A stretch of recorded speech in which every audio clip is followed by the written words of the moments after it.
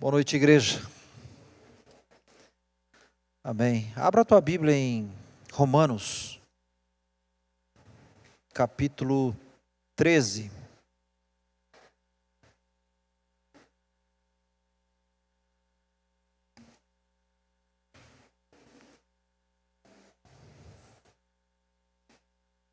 Romanos, capítulo 13, versículo 11.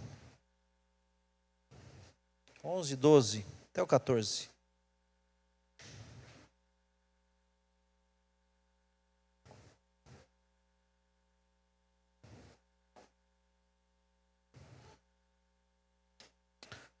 Amém. Romanos 11 diz assim. Vou ler o 10 aqui para não ficar sem sentido, né? O amor não faz mal ao próximo, de sorte que o cumprimento da lei é o amor. Isto digo, conhecendo o tempo, ou conhecendo os dias, conhecendo as épocas, que já é hora de despertar do sono, porque a nossa salvação está agora mais perto de nós do que quando aceitamos a fé. Vou repetir, que já é hora de despertarmos do sono, porque a nossa salvação está agora mais perto de nós do que quando aceitamos a fé. A noite é avançada e o dia está próximo. Rejeitemos, pois, as obras das trevas e vistamo-nos das armas da luz. Andemos honestamente como de dia, não em glutonarias, nem em bebedeiras, nem em desonestidades, nem em dissoluções, nem em contendas e inveja, mas revesti-vos do Senhor Jesus Cristo, e não tenhais cuidado da carne em suas concupiscências. Não satisfaçam a carne nos seus desejos. A noite é avançada e o dia está próximo. Eu creio que esse é um alerta de Deus para nós. Essa palavra de Paulo, do apóstolo Paulo aos Romanos, ela se faz viva e presente nos nossos dias. É uma palavra atual. É uma palavra para os nossos dias. E eu creio que o que o Senhor quer falar, e Ele já começou a falar hoje conosco, através dos louvores nessa noite, é como um alerta de Deus, é como algo importante de Deus para nós, para os próximos anos, não para os próximos dias apenas, mas para os dias, para os meses e para os próximos anos. Eu creio de todo o coração que há um tempo em que nós estamos vivendo, em que é um tempo de advertência divina. É um tempo em que nós estamos olhando, conhecendo os dias, analisando os dias, prestando atenção no tempo em que nós estamos vivendo, prestando atenção nos dias, nas épocas, nos acontecimentos dos nossos dias, como diz o versículo 11. Dessa maneira, nós percebemos que é hora de despertar do sono, porque a nossa salvação está mais perto do que no dia que a gente recebeu a fé. A noite vai avançando, diz a palavra aqui. É como se a gente estivesse num momento, num finalzinho de tarde, e na medida que as horas vão passando, a luz do sol vai deixando de brilhar, e a noite vai tomando conta, a escuridão da noite vai tomando conta do ambiente, vai avançando. Então é uma advertência divina para nós, para os próximos anos. Eu creio que é isso que Deus tem falado conosco como igreja. Eu creio que Deus tem despertado nós como igreja para um tempo de expectativa da vinda de Jesus. Nós cantamos aqui, assim como o relâmpago que sai do Oriente e se mostra no Ocidente, assim será a vinda do Filho do Homem, porque ele em breve virá. Marcos leu aqui que um dia para o Senhor é como 1000. Não tarda a sua volta. A questão é que a longanimidade do Senhor, longanimidade é a capacidade de Deus de sofrer ofensa. Ele é longânimo. Ele tem uma expectativa que todo homem seja salvo, que toda alma seja salva. E é por isso que ele ainda não voltou. Eu creio que nós seremos a geração que viverá o momento mais importante da história e também o momento mais perigoso da humanidade. Nós vamos ser protagonistas de algo que vai mover o universo. Nós vamos ser aqueles que veremos a volta do nosso Senhor Jesus Cristo.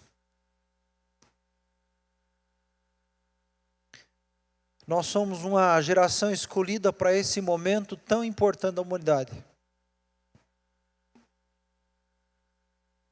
Quando a gente começa a olhar, como diz aqui, o versículo 11, diz assim: conhecendo o tempo, prestando atenção nos dias que nós estamos vivendo,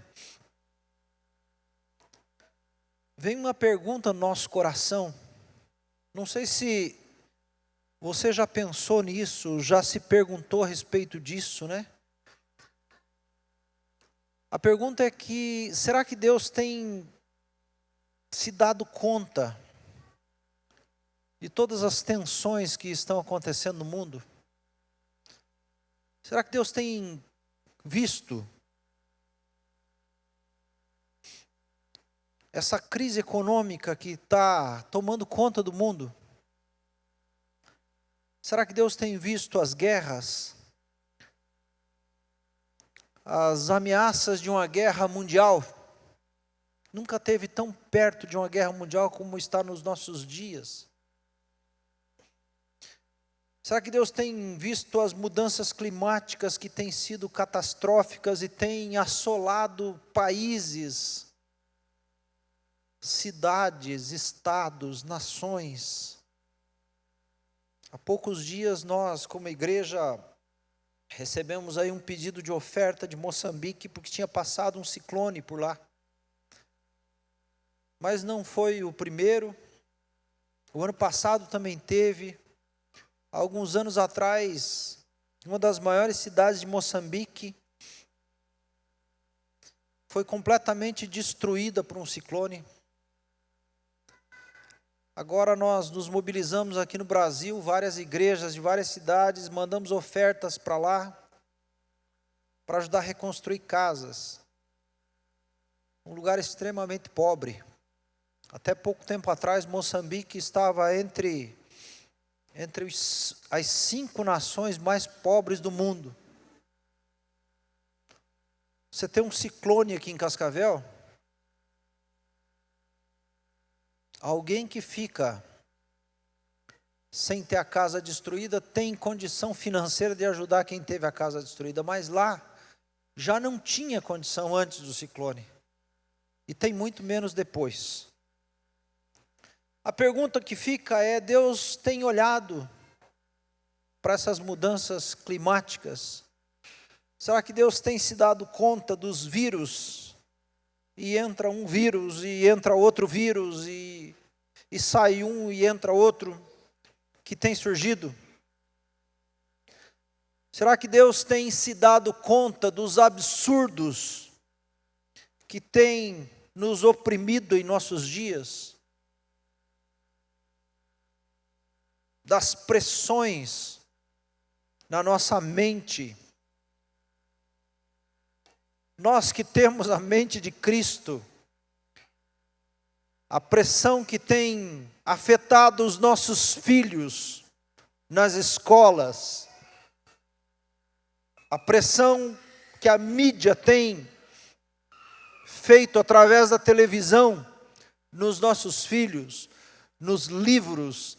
Você abre um grupo de WhatsApp e vê um livro que tem conotação ideológica. Você vê um comercial no YouTube, no intervalo de um desenho infantil, de uma propaganda ideológica, de duas pessoas do mesmo sexo, trocando carícias. E eu estou falando bem suave a respeito disso.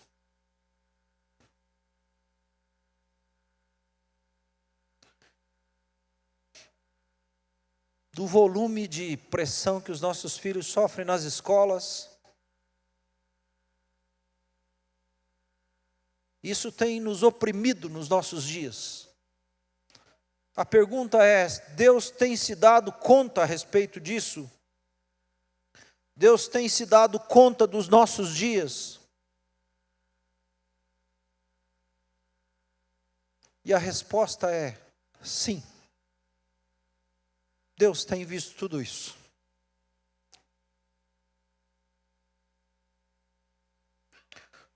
E o nosso coração não precisa se preocupar com o volume de informações que todos os dias chegam para nós. Mas o nosso coração precisa se preocupar com a posição que nós temos mantido diante destas coisas. Vou repetir. O nosso coração não deve se preocupar com as informações que nós temos recebido, mas deve se preocupar com a posição. Qual é a posição que nós temos mantido diante dessas coisas?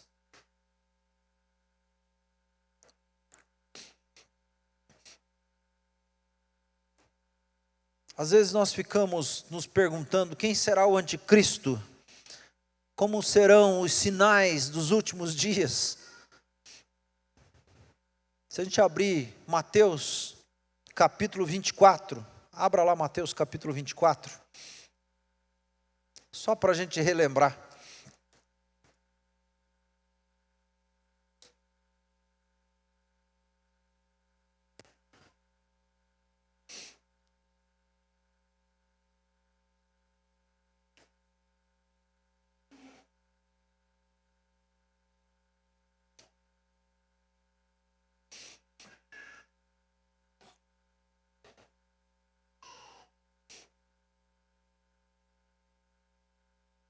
Os discípulos perguntaram, no versículo 3, dizendo assim: estando assentados no Monte das Oliveiras, chegaram-se a ele, os seus discípulos em particular, dizendo: dize-nos, quando serão estas coisas e qual o sinal haverá da tua vinda no fim dos tempos? E Jesus disse, respondendo: acautelai-vos que ninguém vos engane, porque muitos virão em meu nome, dizendo eu sou o Cristo, e enganarão a muitos. E ouvireis de guerras e de rumores de guerras. Olhem, não se assustem, porque é necessário que tudo isso aconteça. Mas isso ainda não é o fim. Porquanto se levantará nação contra nação, reino contra reino, haverá fomes, pestes, terremotos em vários lugares. Há poucos dias atrás a gente teve terremoto aqui no Chile, na Argentina. Poucos dias atrás.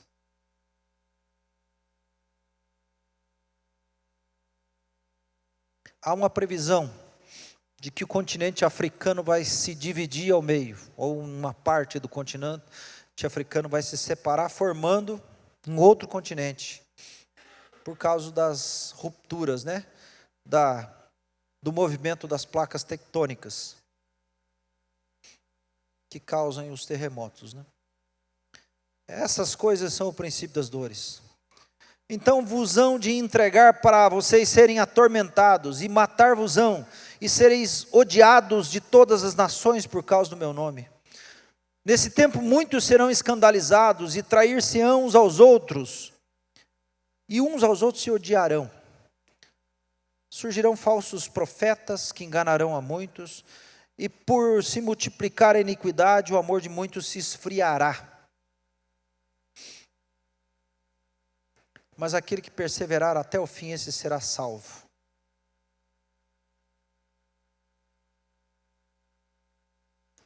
Queria que você guardasse essa informação, que nos últimos dias o amor de muitos se esfriará. Sabe que a gente tem um problema, né? Nosso problema é achar que amor é sentimento.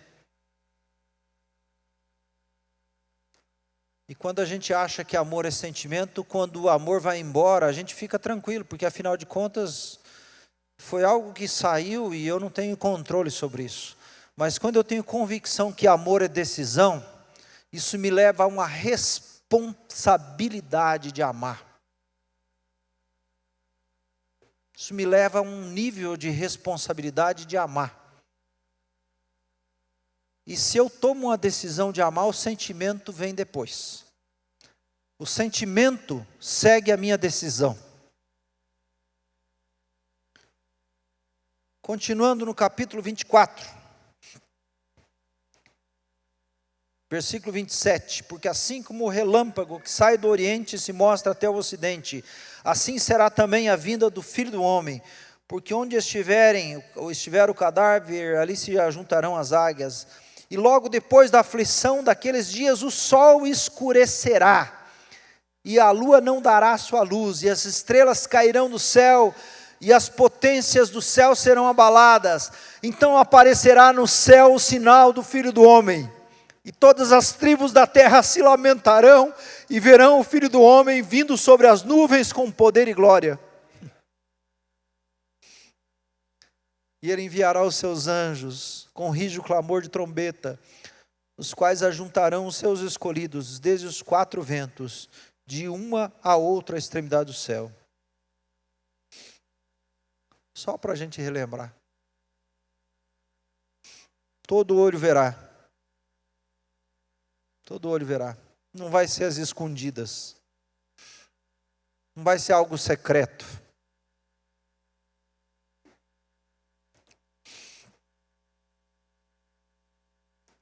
O excesso de informações pode atrapalhar nossa mente e nos fazer perder a posição de estar pronto para aquilo que Deus quer. Esse excesso de informação, e acho que nunca a gente teve tanta informação sobre o mundo como nos nossos dias. E o excesso de informação traz angústia. O excesso de informação a respeito de todas essas catástrofes que acontecem, ele aflige o nosso coração. Principalmente se a nossa confiança estiver no nosso próprio braço, na nossa própria força, na nossa própria capacidade. Nós estamos vivendo e vamos viver dias em que vamos precisar viver pela fé. O meu justo viverá pela fé, diz a palavra. Sem fé é impossível agradar a Deus. Nós vamos precisar viver pela fé.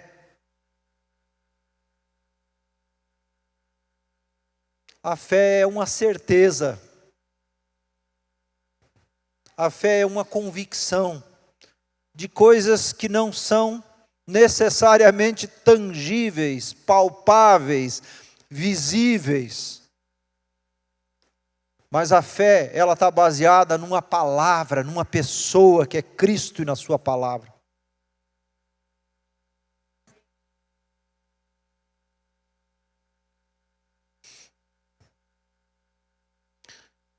Nossa condição não é uma condição de quem precisa saber tudo, e sim uma condição de quem precisa estar pronto para aquilo que Deus quer. Há uma posição que precisamos manter para aquilo que Deus quer que façamos.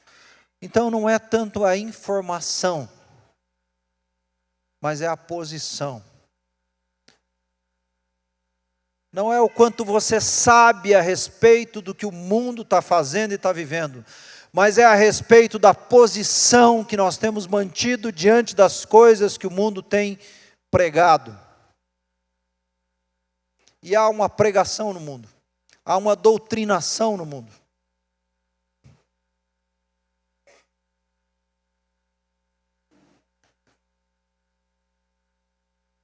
Abra a tua Bíblia em Mateus capítulo 25, você já está aí na sequência. Inclusive, o tema do nosso barril aqui, é Mateus 25, o texto que eu vou compartilhar com vocês hoje. Então o reino dos céus será semelhante a 10 virgens, que tomando as suas lâmpadas saíram ao encontro do esposo, e 5 delas eram prudentes, e 5 eram loucas. As loucas, tomando as suas lâmpadas, não levaram azeite consigo, mas as prudentes levaram azeite em suas vasilhas, assim como as suas lâmpadas. E tardando o esposo, adormeceram todas, tosquenejaram todas e adormeceram. Cochilaram, e adormeceram. Mas à meia-noite ouviu-se um clamor. Aí vem o esposo, saiam-lhe ao encontro. Então todas aquelas virgens se levantaram e prepararam suas lâmpadas. E as loucas disseram para as prudentes: dai-nos do vosso azeite, porque as nossas lâmpadas estão se apagando. Mas as prudentes responderam dizendo: não seja o caso que nos falte a nós e a vós também o azeite. Ide antes aos que o vendem e comprai-o para vós. E tendo elas ido comprá-lo, chegou o esposo, e as que estavam preparadas entraram com ele para as bodas, e a porta se fechou. E depois chegaram também as outras virgens, dizendo: Senhor, Senhor, abre-nos a porta. E ele respondendo disse: em verdade vos digo, que sequer vos conheço. Vigiai, pois, porque vocês não sabem nem o dia e nem a hora em que Filho do Homem há de vir.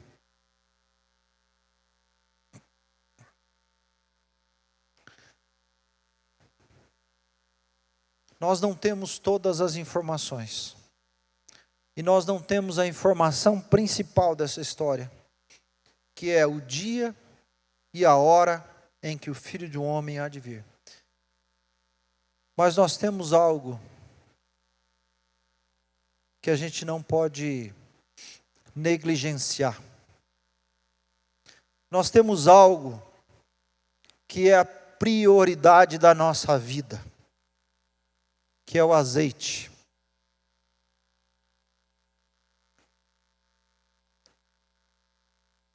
Talvez a gente não saiba o dia e nem a hora, talvez a gente nunca fique sabendo, a não ser quando chegar o dia e a hora.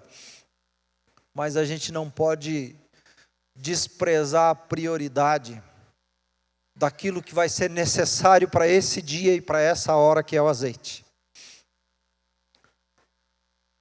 Jesus, quando falou essas palavras, ele estava pensando especialmente na igreja dos últimos dias, especialmente naqueles que presenciariam o seu retorno, naqueles que estariam vivendo no tempo das últimas horas.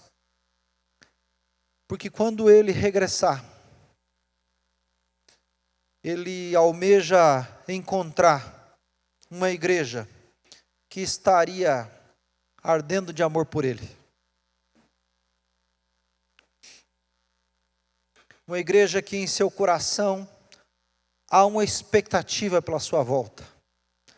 Quando nós cantamos a respeito da volta de Jesus, nós estamos incentivando o nosso próprio coração a ter uma expectativa a respeito da volta de Jesus. Em meio a um tempo de grande escuridão, vai ser a volta de Jesus. É o que Mateus 24 diz. Em meio a um tempo de grande escuridão, mas tendo azeite suficiente para a hora final, nós vamos poder se encontrar com Ele. Sempre que Jesus fala do noivo, Ele está falando de Cristo. Sempre que Jesus fala da noiva, Ele está falando da igreja. Mas nesse cenário, Ele está falando da igreja por meio de 10 virgens, que elas seriam como 10 damas de honra. Nessa época, as virgens eram como damas de honra, né? E tinham uma tarefa muito importante, elas eram amigas íntimas da noiva, e esperavam o noivo na entrada da aldeia. Elas pegavam as suas lâmpadas, ficavam na entrada da aldeia atentas para receber o noivo, para escoltar o noivo, conduzir o noivo com as suas lâmpadas, iluminando o caminho do noivo até a casa da noiva, onde haveria a celebração das núpcias. Nessa história, todas as virgens aqui tinham lâmpadas, todas eram virgens, todas tinham vestes brancas, mas tinha uma separação. Metade delas eram nécias, eram tolas, eram imprudentes, e metade delas eram sábias, eram prudentes. Quer dizer que a igreja dos tempos do fim também vai ser dividida em 2 grupos. Um grupo de pessoas nécias, de pessoas tolas, de pessoas imprudentes, e um grupo de pessoas sábias e prudentes.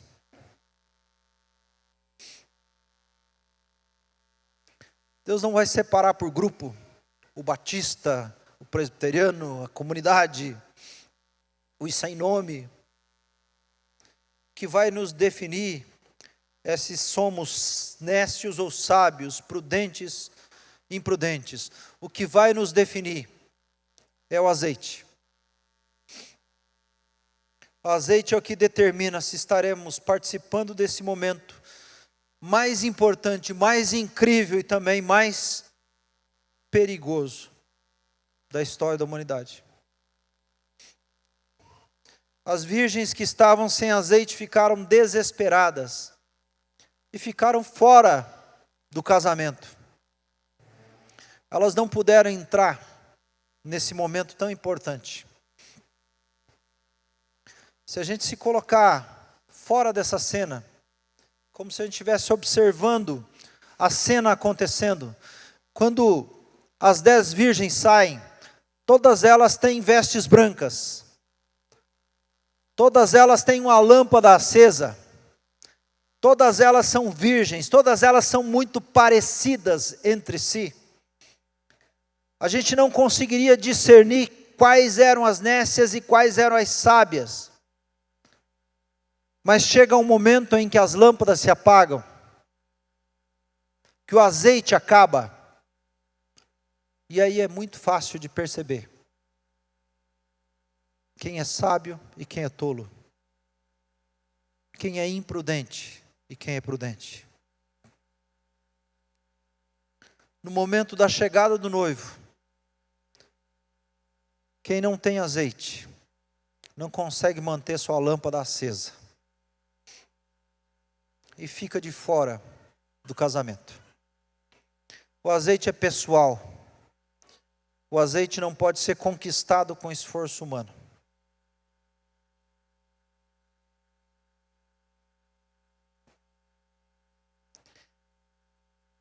Nessa parábola tem pelo menos 3 profecias.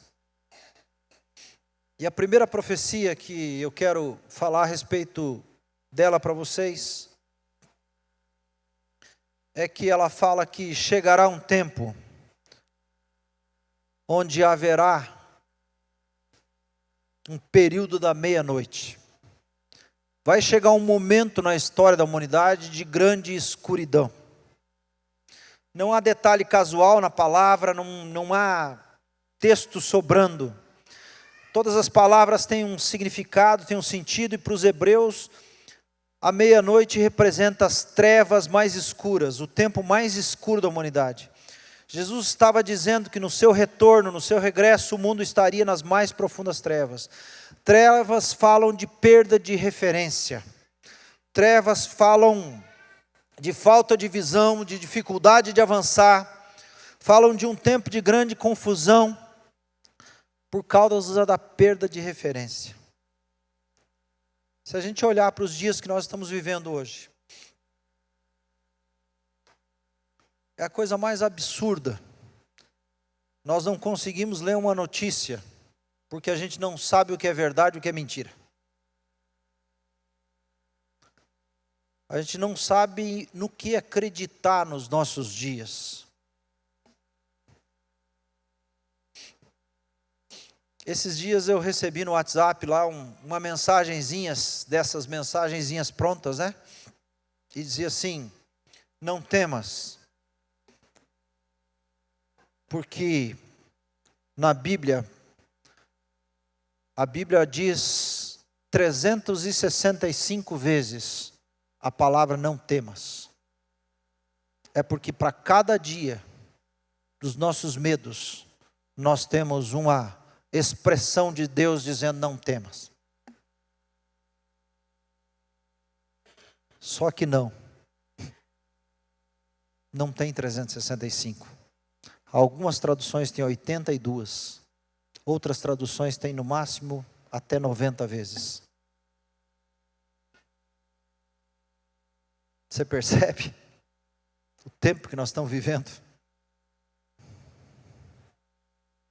Que até para falar das coisas de Deus, tem uma forçação de barra. Como se fosse necessário dar uma ajudinha para Deus. Como se fosse uma vez dizendo Deus não temas, não fosse suficiente para a gente se apegar a essa palavra. Assim como foi para Josué. Quando Deus diz assim, não temas, eu te esforço, eu te fortaleço, eu sou contigo por onde quer que andares.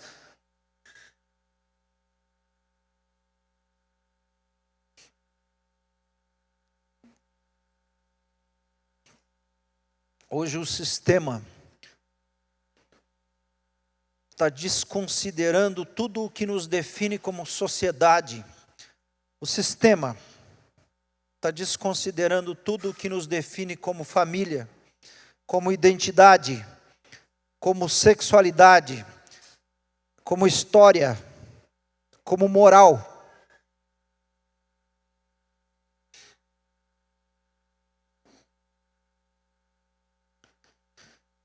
E o sistema quer reconstruir tudo isso. Quer reconstruir o modelo de família, quer reconstruir o modelo de identidade, quer reconstruir a sexualidade, a história, a moral, a sociedade. De tanto querer reconstruir, estão destruindo a base de todas essas coisas.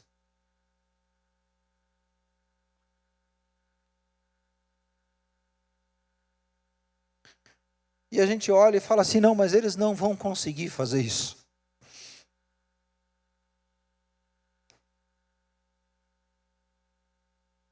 Isso já aconteceu em outros tempos, em grandes civilizações como a romana, como a grega, como a persa, como a babilônia, que tiveram suas bases de sociedade completamente destruídas.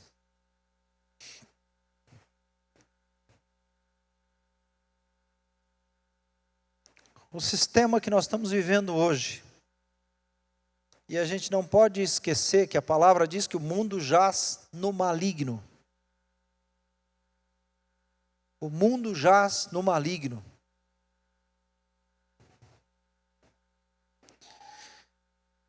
Teve um período que é chamado de renascimento, iluminismo. A partir do final do século XVII, século XVIII, onde a razão sobrepujou a fé.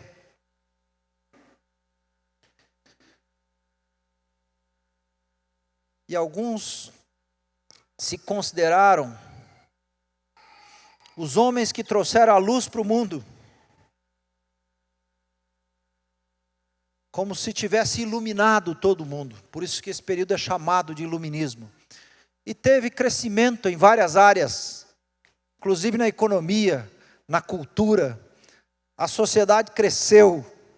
E às vezes a gente se ilude achando que a sociedade crescer e existir progresso é sinônimo da bênção de Deus. Agora eu quero fazer você lembrar que quando Caim matou Abel, ele foi amaldiçoado e ele começou uma cidade que depois deu origem à Babilônia. E quando você lê o texto lá em Gênesis, você vê que naquela sociedade que Caim começou a formar, lá tinha cultura, lá tinha música, lá tinha indústria. Porque lá eles faziam artefatos de metal. Mas lá tinha homicídio. Lá tinha gente que casou com 2 mulheres. Lá tinha gente que matou porque pisou, matou porque o feriu. Havia progresso. Quer dizer que é possível ter progresso sem Deus. Quer dizer que progresso não é sinônimo de Deus. Eu não estou dizendo que progredir é pecado. Mas eu estou dizendo que a gente não pode se iludir com os padrões desse mundo.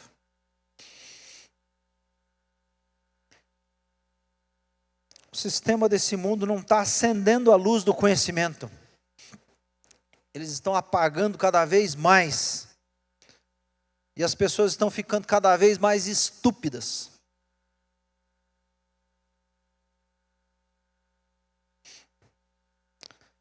Estamos desprezando todas as referências que construíram o mundo. E eles estão querendo estabelecer uma nova base. Só que isso vai destruindo a sociedade. Essa insegurança está causando a maior crise de angústia e ansiedade da história da humanidade. Só que ela não é mostrada em lugar nenhum. As universidades não sabem o que fazer com os jovens se suicidando. Não sabem o que fazer com os jovens com crise de ansiedade, de síndrome do pânico. Não sabe o que fazer, não sabe como resolver isso. Essa desconstrução da base da família, essa desconstrução da base da moral, essa desconstrução da sexualidade, essa desconstrução da identidade, está criando cada vez mais uma sociedade insegura, angustiada, depressiva. Nunca se vendeu tanto medicamento para esses tipos de doenças. Esse mundo de desinformação está causando angústia e desespero ao mundo. Agora, é um alerta para nós. E a gente precisa prestar atenção nisso como um alerta para os nossos dias. Que essas trevas, elas não podem nos afetar. Porque nós somos a luz do mundo. Jesus, lá no seu Sermão do Monte, ele não disse que um dia a gente seria a luz do mundo.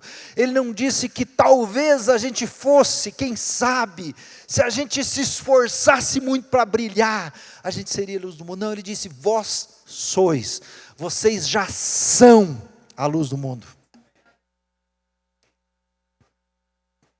A luz resplandece nas trevas. É isso que está escrito no livro de João. A luz resplandece nas trevas. E tem um texto que me chama muito a atenção. E eu me agarrei nesse texto. Que Jesus é a luz verdadeira, que ilumina todo o homem.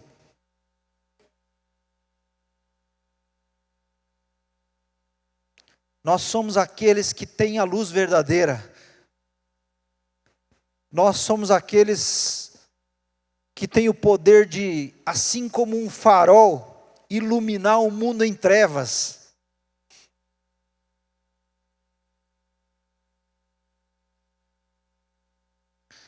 Nós somos chamados para ser referência do modelo de família, referência do modelo de sexualidade, referência do modelo de identidade, referência do modelo de moral.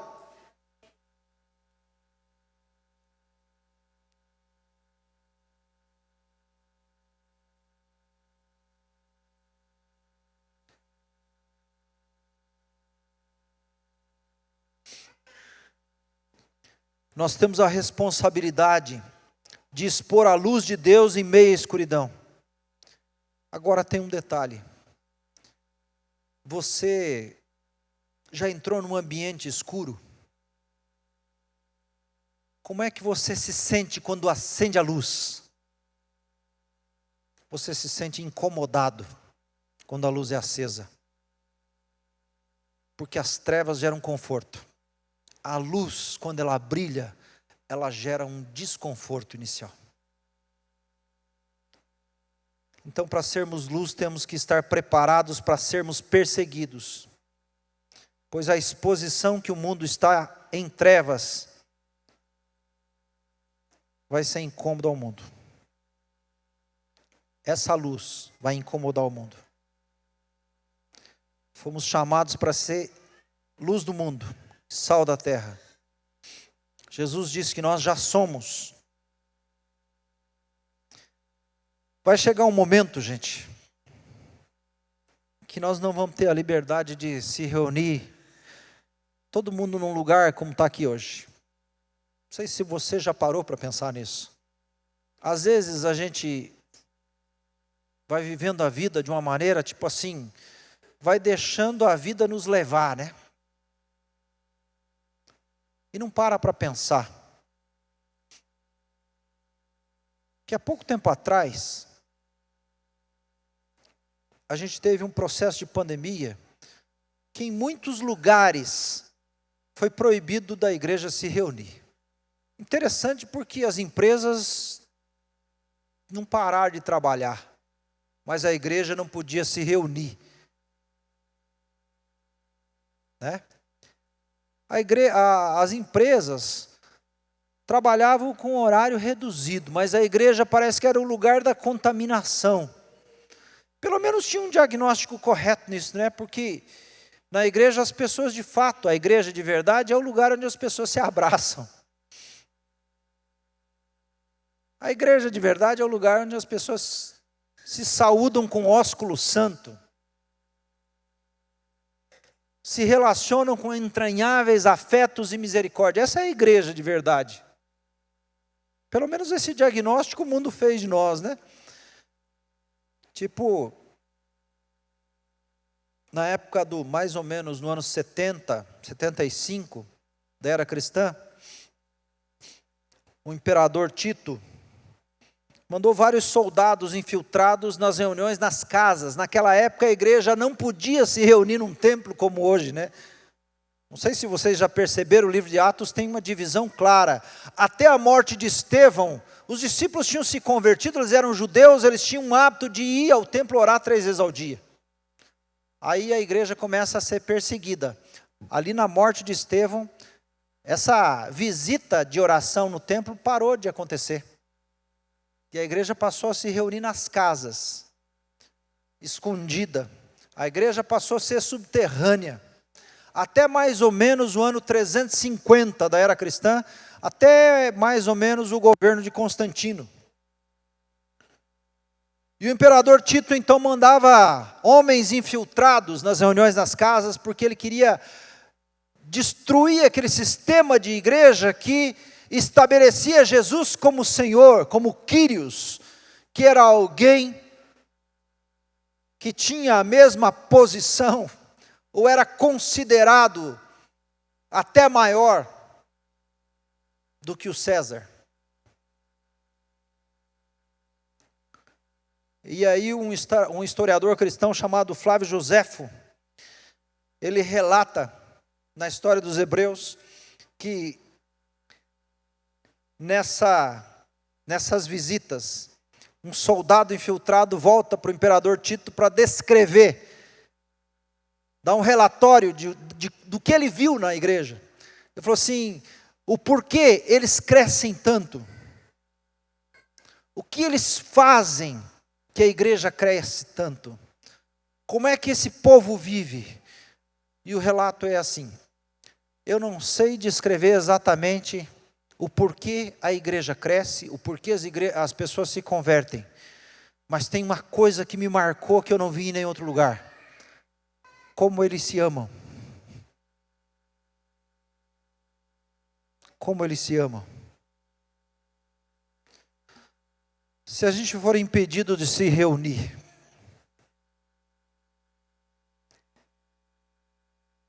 se a gente perder a liberdade de falar com tanta liberdade, inclusive sendo gravado, como está sendo hoje, e publicado no YouTube, como é que a gente vai se expressar como igreja? A gente vai continuar sendo igreja? Ou a gente depende de um lugar, de um dia da semana, de uma hora marcada para ser igreja?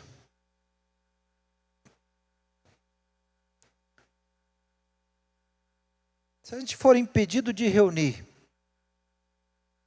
nós vamos continuar tendo um coração sujeito à autoridade pastoral aqui, que foi estabelecida por Deus? Pastores, presbíteros, apóstolos, profetas, mestres, evangelistas, conforme Efésios. A gente vai continuar sujeitando nossa vida à autoridade, ou a gente vai entender que a igreja não existe mais e agora é cada um por si e Deus por todos? Vocês já pararam para pensar isso? Se o que nos define como igreja é um prédio, então se o prédio cair, a igreja deixa de existir. Se o que nos define como igreja é um CNPJ, se o nosso alvará for cassado, a gente deixa de existir como igreja. Se o que nos define como igreja é um dia da semana, um horário para se reunir, e a gente não puder mais reunir nesse horário, a gente deixa de ser igreja.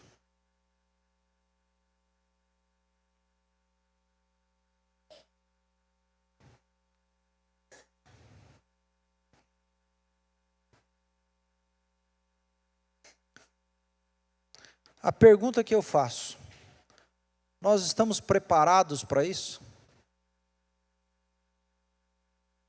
Nós temos revelação do que é a igreja? E aqui eu entrei num parêntese da história aqui da minha pregação aqui. Nós temos revelação do que é a igreja? Nós temos revelação da importância da ceia?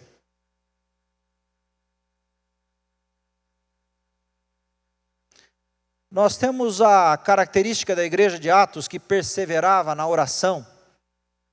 Não era cada um por si em casa, sozinho.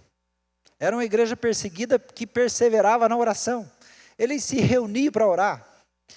Perseverava na comunhão, mesmo sendo perseguida. Perseverava no partir do pão, mesmo sendo perseguida. Perseverava na doutrina dos apóstolos, mesmo sendo perseguida.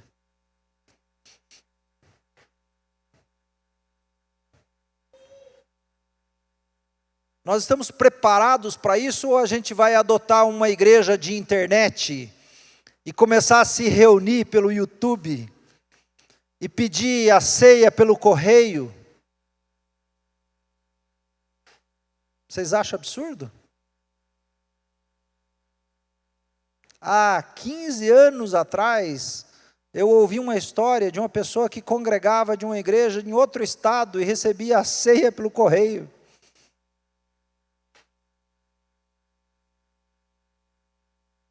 Se é que dá para congregar em outro estado.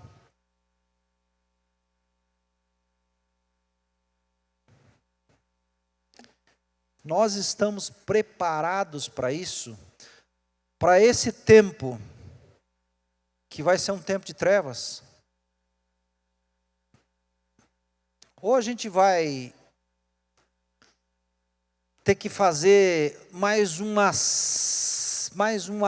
um espaço na nossa casa para fazer uma salinha.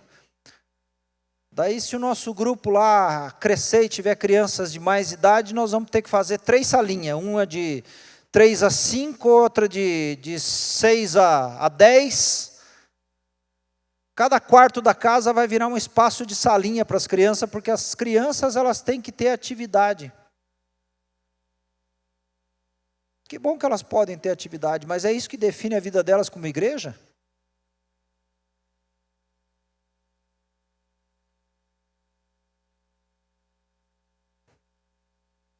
O mundo jaz no maligno, e há uma mentalidade por trás desse sistema que tem o objetivo de destruir os alicerces da humanidade. E nós vamos ficar preocupados com as informações, ou nós vamos nos preocupar com a nossa posição diante disso? Como é que a gente se posiciona diante disso?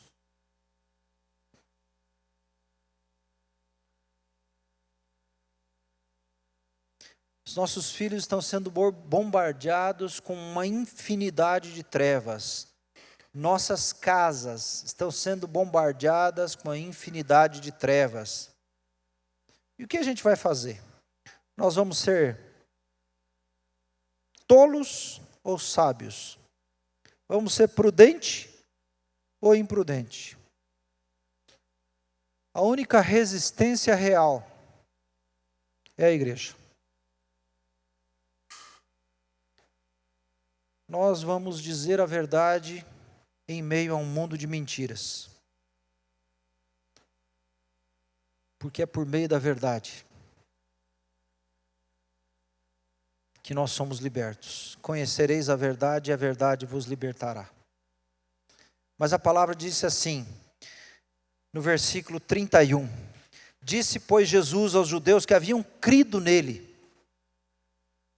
se vocês permanecerem na minha palavra, verdadeiramente sereis meus discípulos. E então conhecereis a verdade, e a verdade vos libertará. Quer dizer que a libertação é um processo de crer, permanecer na palavra do Senhor, para que se torne verdadeiramente discípulo. Porque a libertação completa é para discípulo.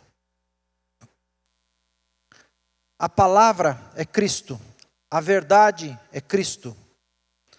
E a sua palavra é a verdade, pois a palavra é a expressão de uma pessoa. Cristo e a palavra são uma só substância.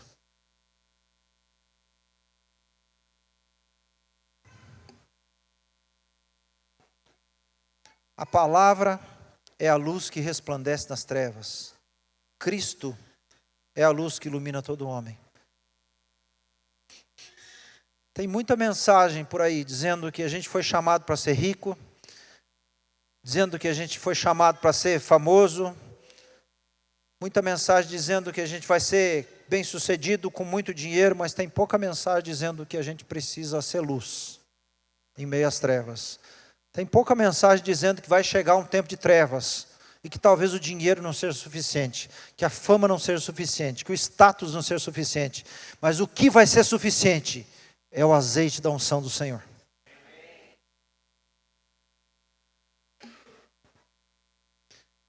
Os assuntos da agenda da escuridão vão transformar a agenda da igreja em uma oposição. Tem uma agenda. Tem uma agenda da oposição. Tem uma agenda das trevas. E essa agenda das trevas vai transformar a agenda da igreja em oposição. Então, a primeira palavra profética a respeito desse texto: haverá um tempo de trevas que antecede a vinda de Jesus. A segunda palavra profética nesse texto: a igreja vai experimentar um tempo de adormecimento. Vocês lembram que as 10 virgens adormeceram? Vocês lembram disso no texto? Eram as 10, as que eram sábias e as que eram tolas, as que eram prudentes e as que eram imprudentes adormeceram, todas elas adormeceram. Há nos nossos dias uma grande batalha como igreja, e essa batalha é com a sonolência. E o grande perigo será adormecer. Nos nossos dias, os corações estão como que adormecidos, anestesiados. E a gente percebe, não sei se vocês já viram, uma lista de oração que a gente tem no começo das nossas reuniões, e a gente começou, acho que o ano passado. O primeiro item da lista, vocês lembram o que é? O que é? Fala mais alto. Reter a palavra. É reter a palavra. Sabe por que reter a palavra? Porque Deus não parou de falar. Mas a gente está deixando essa palavra escorrer pelo vão dos nossos dedos. E a gente não está segurando nada. Nós não estamos guardando nada dessa palavra. E essa palavra, quando ela não é retida por nós, ela não se torna uma palavra viva em nosso coração. Esses dias eu falei sobre a palavra logos, que é a palavra doutrina, que é a palavra prática de Deus, que é a palavra simples de Deus, dizendo assim: não roube, não mate.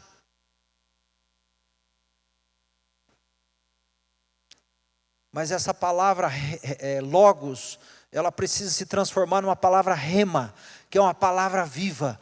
Para ela se transformar numa palavra viva, a gente precisa meditar nessa palavra, precisa reter essa palavra, armazenar essa palavra no coração, refletir sobre ela, refletir sobre o impacto dessa palavra na minha vida, o efeito dessa palavra na minha vida, e deixar o Espírito de Deus trabalhar nela.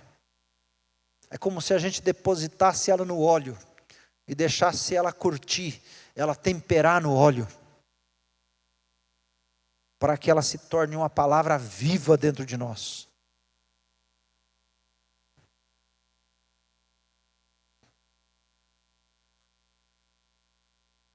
Os corações estão como se tivessem anestesiados e não sentem.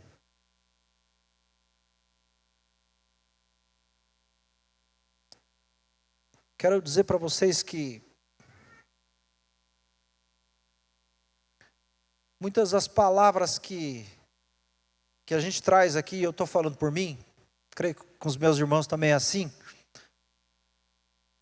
ela começa uma angústia com a gente. Ela começa uma inquietação dentro de nós, de coisas que nós precisamos firmar dentro do nosso coração. Não é que está pronto, gente. Não é que está completo. Mas é algo que Deus começou a falar conosco, para que a gente pudesse receber essa palavra, reter essa palavra no nosso coração, e repartir daquilo que Deus está falando. Vocês podem perceber que nós estamos assim, falando quase sempre as mesmas coisas de maneira diferente, cada um vem e completa uma parte daquilo que está sendo dito, e o louvor vem e fala de uma parte daquilo que Deus está querendo fazer, e o irmão que lê um versículo fala de uma parte daquilo que Deus está querendo falar. Você já percebeu isso? Não é combinado. É uma inquietação que Deus vai gerando, e começa a gerar no coração de um, e começa a gerar no coração do outro, e do outro, e do outro, e assim ele vai tocando toda a igreja. A apatia será um grande desafio. Satanás sabe que não pode destruir a igreja, não pode matar a igreja, pois Jesus venceu a morte lá na cruz. Se nós somos parte da igreja, nós somos parte de algo imortal. Só que uma igreja adormecida, ela é muito parecida com algo morto.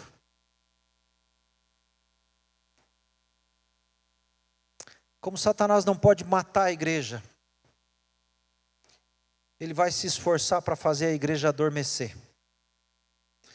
E a grande batalha dos últimos anos será o adormecimento da alma. Gente insensível, gente fria, o amor de muitos se esfriando. Sabe por quê? Por causa do egoísmo.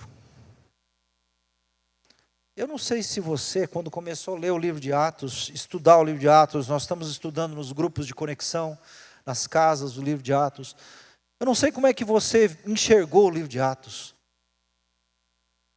Mas assim, quando a gente lê com todo o coração, quando a gente se dedica a refletir no que está acontecendo lá, não te gera um negócio assim, fala, puxa vida, essa era a igreja que eu queria viver. Não é assim? Se você não conseguiu ter isso aí, lê de novo que você leu errado. Você leu o livro errado. Se não teve nenhuma euforia sua, assim, com relação ao livro de Atos, falou assim, que coisa maravilhosa que era essa igreja, como era tremendo esse povo viver em comunhão, como eles valorizavam a doutrina, que bênção que era a comunhão, e as curas, e os milagres.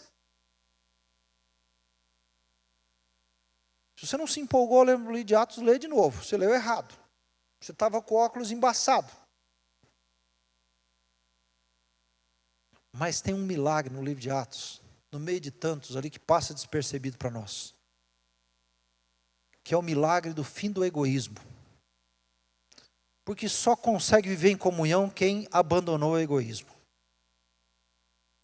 Só consegue repartir o que tem quem abandonou o egoísmo. Só consegue manter em oração, orando junto, quem abandonou o egoísmo. Só consegue comer junto quem abandonou o egoísmo. Só consegue perseverar na doutrina quem abandonou o egoísmo. Porque o egoísmo é amor de si mesmo. E Jesus veio nos ensinar o amor ao próximo. Sem contar que só consegue vender suas propriedades e repartir com aqueles que não têm, quem abandonou o egoísmo. Tem um milagre escondido no livro de Atos, que talvez seja o maior milagre da história da humanidade, que nós não paramos e percebemos, que é o fim do egoísmo. É mais importante do que as curas, mais importante do que o paralítico andar. É o homem deixar de ser egoísta.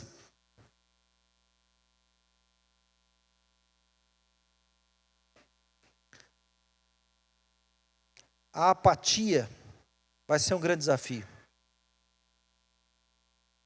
A grande batalha dos últimos dias será o adormecimento da igreja. Quando o dentista anestesia a boca da gente, a gente fica falando meio mole, sim, não consegue falar direito. Agora você já imaginou alguém com o coração anestesiado?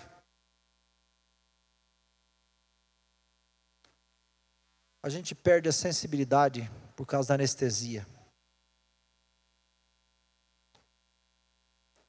A gente fica insensível. É como se aquele pedaço do nosso corpo ficasse morto. Você pode enfiar uma agulha, cortar, que você não sente.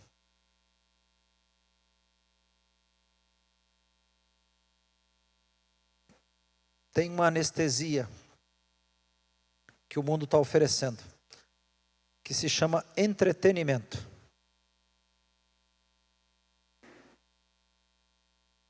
Que são as distrações, que é o tempo que a gente fica ali, olhando vídeos de 15 segundos, que você não aprende nada, não armazena nada, não guarda nada, não serve para nada, mas você fica horas com a cabeça vazia. E antigamente tinha um ditado que diz que cabeça vazia era a oficina do diabo. Hoje, cabeça vazia é a oficina do TikTok. Mudou o ditado.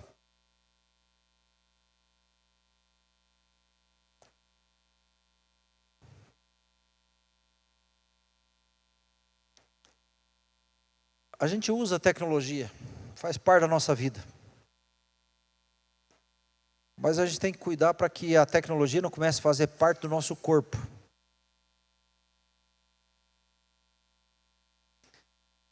O nosso tempo tem sido roubado por causa do entretenimento. E o entretenimento, ele é um ladrão de propósito. Ele tira completamente o propósito da nossa vida.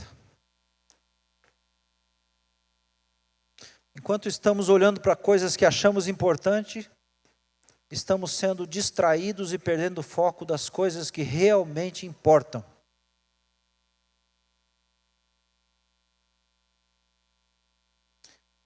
No Novo Testamento, por 10 vezes nós somos chamados para velar. Velar significa lutar contra o sono, contra o adormecimento. Temos sido chamados contra a sonolência que está vindo a esse mundo. Em Atos 20, tem uma história que a gente viu de um rapaz chamado Eutico, que estava talvez num dia como hoje, assim. Só o pregador era melhor, que era Paulo, mas a pregação era longa, porque Paulo estava preocupado com aquela igreja, e ele disse para aquela igreja que após a sua partida, lobos cruéis entrariam no meio deles, e que não poupariam o rebanho, e essa era a preocupação do coração de Paulo. Então Paulo se alongou no discurso, com a intenção de preservar a vida desses irmãos depois que ele fosse embora. Porque ele disse assim para aqueles irmãos: eu vou e não volto mais para estar com vocês. E no meio de uma pregação, num lugar alto, num cenáculo de 3 andares, sentado numa janela, um rapaz chamado Eutico, e a Bíblia fala que o lugar era muito iluminado, havia muitas luzes naquele lugar. Esse Eutico se distraiu com as trevas lá de fora, e caiu da janela, e morreu. Caiu do 3º andar, e o resultado foi a morte. Se a gente dormir ao volante, a gente não chega no destino, e nós estamos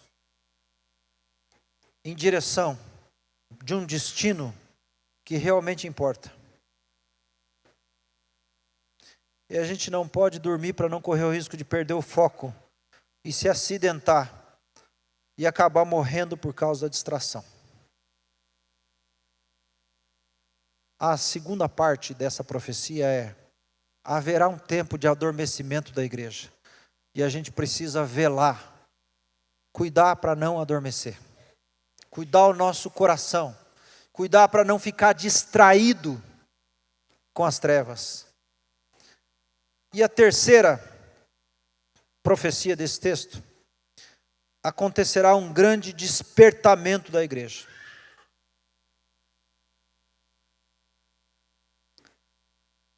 A gente já sabe que vai acontecer um tempo de trevas, a gente já sabe que vai acontecer um tempo de muita confusão, que vai haver um tempo de sonolência, de letargia, de insensibilidade da igreja. Esses dias eu li um texto aqui que está em Êxodo, capítulo 19 e 20, que quando Moisés sobe no monte, e a Bíblia fala assim que aquele monte ele fumegava, e aquele monte tremia, e Deus falava em alta voz no meio daquele monte, daquela fumaça, daquele fogo, daquele tremor, um cenário aterrador, amedrontador. E a gente tem que tomar cuidado, porque nos cenários de medo, a gente tende a se afastar, se isolar e negligenciar. E a Bíblia diz que o povo ficou com medo daquele cenário e falou para Moisés assim: Moisés, nós não queremos ouvir a voz de Deus, fala você com Deus. E na medida que a gente se amedronta por causa das circunstâncias que aos nossos olhos são amedrontadoras, nós corremos o risco de negligenciar e de abrir mão daquilo que é privilégio nosso. E o privilégio ali era ouvir a voz de Deus. E eles transferiram a responsabilidade, mas também transferiram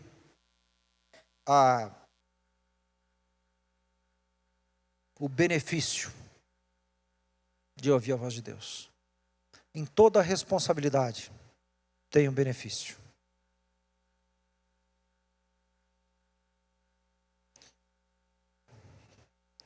O texto diz: se diligentemente ouvirdes a minha voz, se diligentemente guardar as minhas alianças,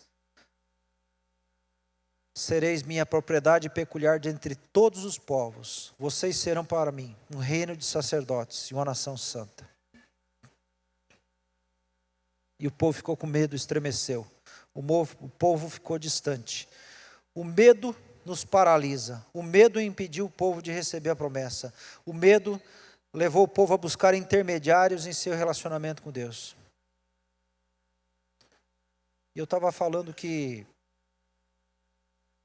há pelo menos 90 citações na Bíblia dizendo assim: não temas. Mas tem um texto aqui que é muito importante, que é 1 Reis capítulo 2, versículos 1 e 2, quando Salomão vai assumir a posição de seu pai, Davi. E Davi, aproximando-se o dia da sua morte, deu ordem a Salomão, seu filho, dizendo: eu vou pelo caminho de todos os viventes, de toda a terra. Seja forte, pois, e porte-se como homem. Esforça-te, seja forte, tenha coragem, porte-se como um homem. É preciso ter coragem para ser homem.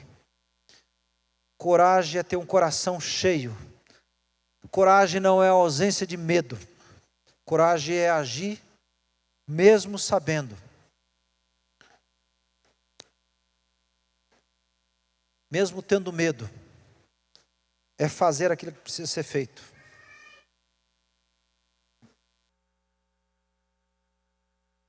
Quando a gente diz ou age como se não fosse conosco, a gente está estreitando um círculo até que um dia as tragédias vão nos alcançar. Provérbios 18, 9 diz assim, que o negligente é irmão do desperdiçador. O negligente é irmão do desperdiçador. Quando a gente olha para a história de Israel e vê a reconstrução dos muros de Jerusalém, os muros foram reconstruídos em 52 dias. Por quê? Porque houve uma decisão.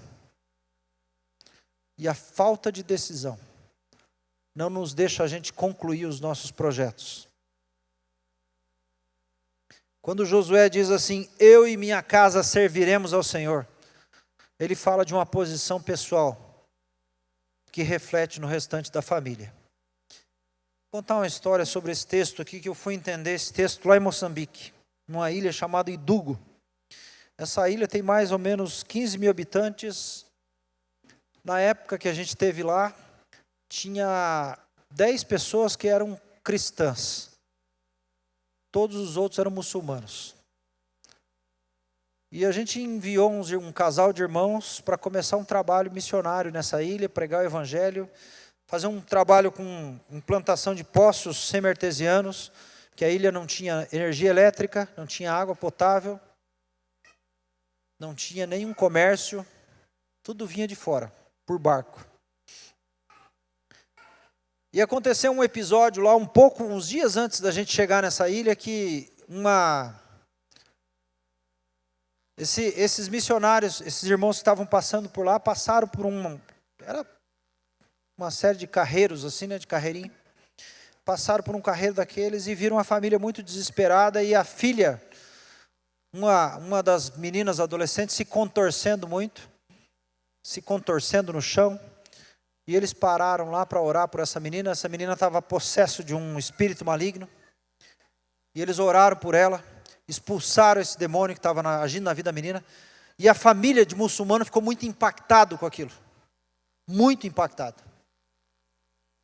Porque como é que aquele povo que não era da religião deles, que não professava a mesma fé deles, podia se importar com a filha deles, ao ponto de se preocupar com a filha deles, que estava sofrendo aquele mal, e orar por elas, ao ponto dela ser liberta. E eu não sei que nível de entendimento eles sabiam daquilo, se era demônio, se não era, mas eles viram algo que transformou a vida da menina. E aquela família se tornou simpática ao Evangelho. E acho que uns 15 dias depois, eu e mais outros irmãos chegamos naquela ilha e fomos visitar essa família. E eu sentei com o pai de família. E os muçulmanos, eles conhecem os profetas. E eu comecei a falar sobre Abraão. E comecei a lembrar que quando Deus apareceu para Abraão e falou para Abraão: vai pelo caminho que eu te mostrarei. Esse caminho falava a respeito do profeta Jesus, que dizia que ele era o caminho. Ele era a verdade, ele era a vida. E eu peguei essa linha de palavra com aquela família. E eu falei assim, sempre quando Deus aparece para nós e Deus fala conosco, Deus nos manda seguir o caminho, que é Jesus. E eu perguntei, você quer seguir esse caminho, que é Jesus? E ele olhava para o pai dele, um senhorzinho de idade. E mais um pouco a gente conversava e eu confrontava ele com a palavra e falava assim, você quer seguir o caminho, que é Jesus? E ele olhava para o pai dele. E eu fiquei curioso com essa cena, falei assim, Kleber, por que toda vez que eu convidava aquele homem a seguir o caminho, que é Jesus, ele olhava para o pai? E o Kleber me falou assim, porque dentro da cultura, se o pai tomasse uma decisão, toda a família entregaria a vida para Jesus ali. Porque o pai era a autoridade da casa. E ele mesmo sendo casado, pai de família, deve honra ao pai dele. Se o pai dele declarasse que ia seguir Jesus, aquela família inteira seguiria Jesus. E aí eu fui entender Josué. Eu e minha casa serviremos ao Senhor.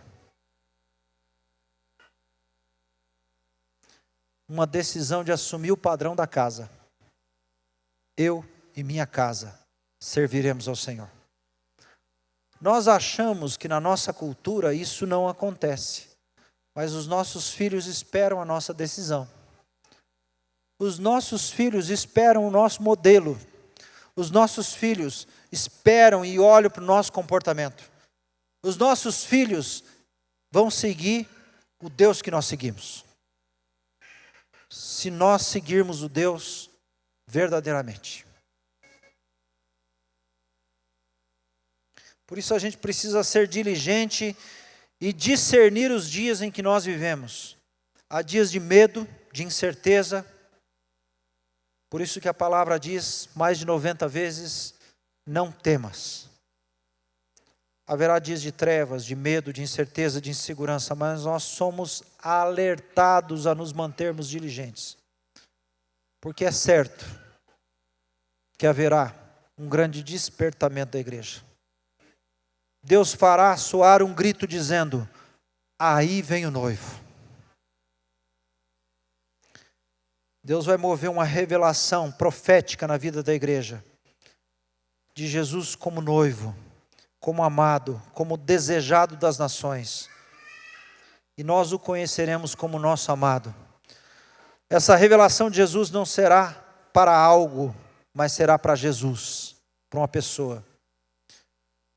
Na história da igreja, a igreja já experimentou muitos despertamentos, tempos de milagres, de curas, de santidade. Mas esse último despertamento vai ser um despertamento para Jesus. E a nossa prioridade é o azeite. O amor de muitos vai se esfriar. A única maneira de amar Jesus é tendo azeite suficiente.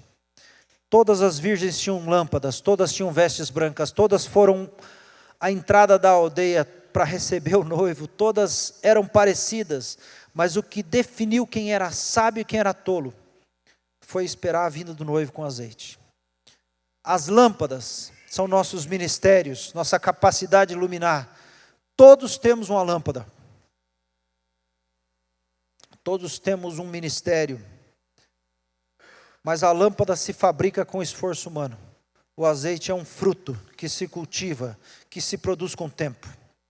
O azeite é intimidade. A lâmpada é um instrumento que pode ser até decorativo, mas o azeite é o que importa para trazer luz. O azeite produz luz, a luz que ilumina o mundo. O azeite fala de dedicação, o azeite fala de unção, o azeite fala do Espírito Santo. O que importa é perseverar até o fim e manter o azeite da unção na nossa vida, o azeite da dedicação na nossa vida. Amém?